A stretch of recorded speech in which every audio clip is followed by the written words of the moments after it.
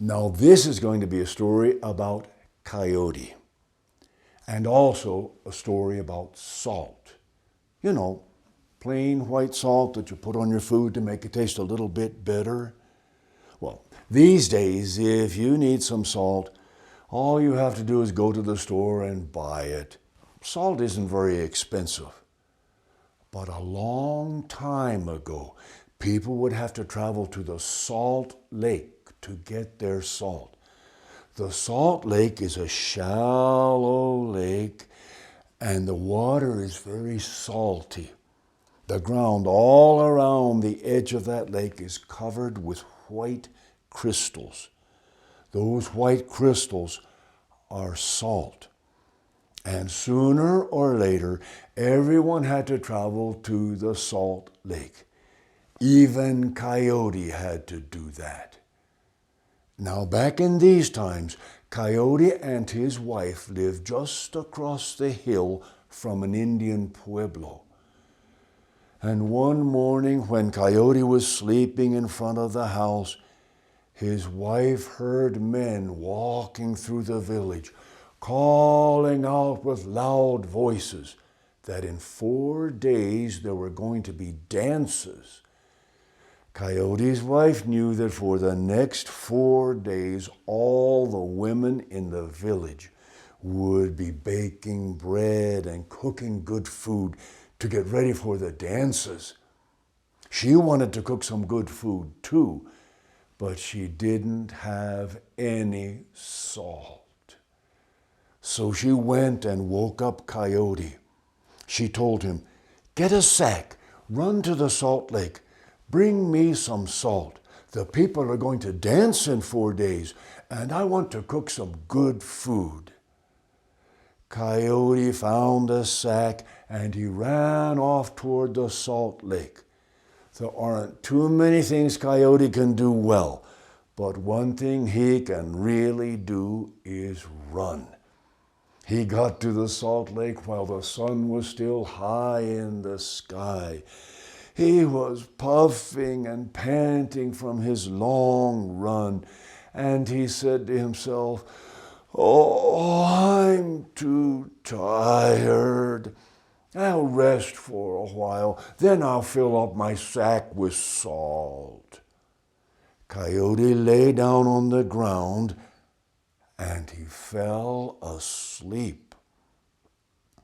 While he was sleeping, all the butterflies that lived in the valley came flying over there.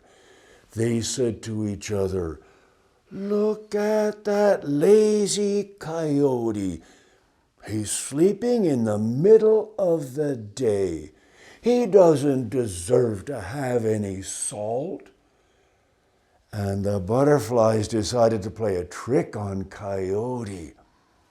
They all flew down and landed on Coyote. Each butterfly grabbed a hair on Coyote's side.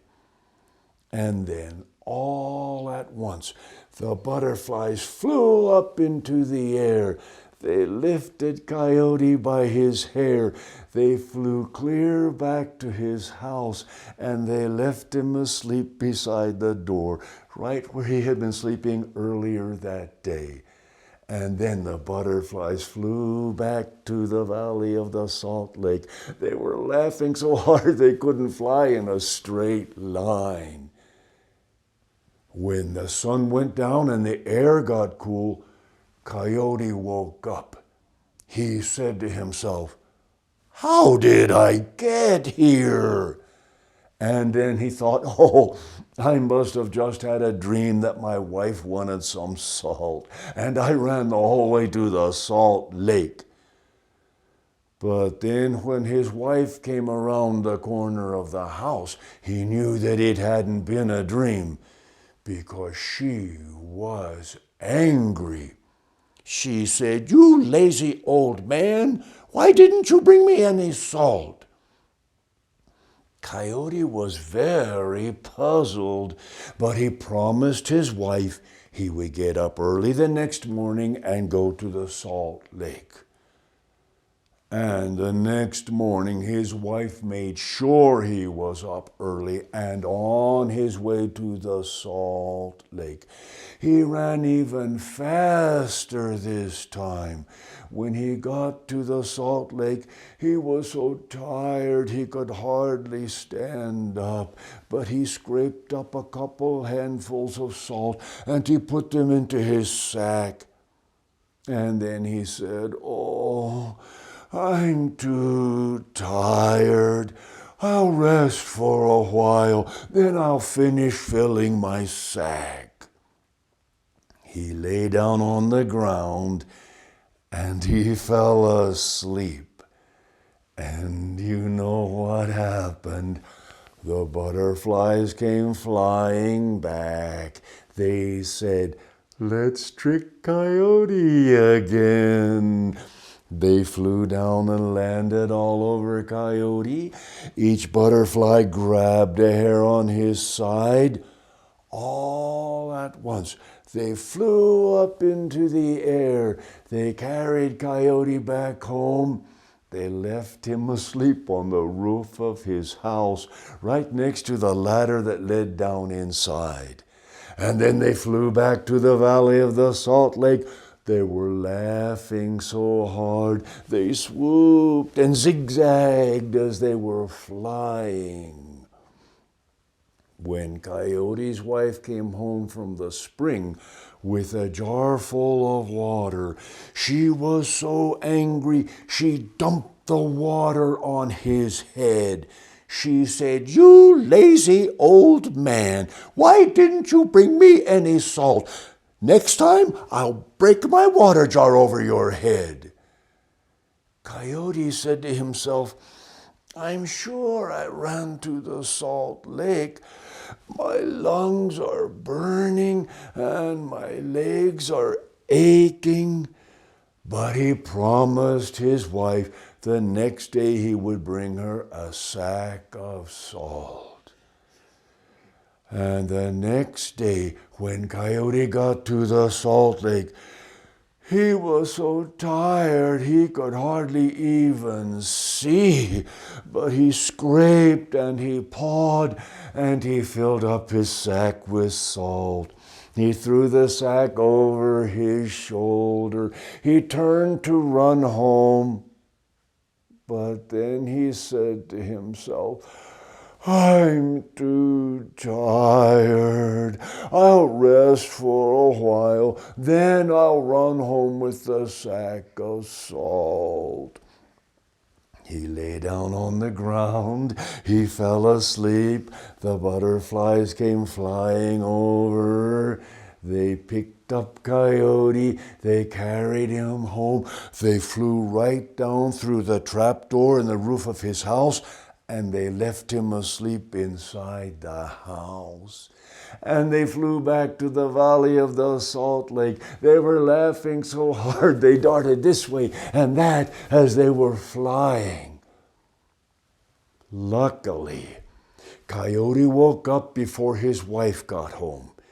He had no idea how he had gotten there, but he knew he'd better not wait around until she caught him without any salt.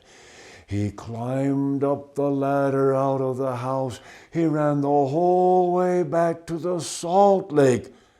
When he got there, he saw a sack of salt on the ground beside the lake. But Coyote was so tired he tripped over the sack and he fell down. And before he even hit the ground, he was sound asleep.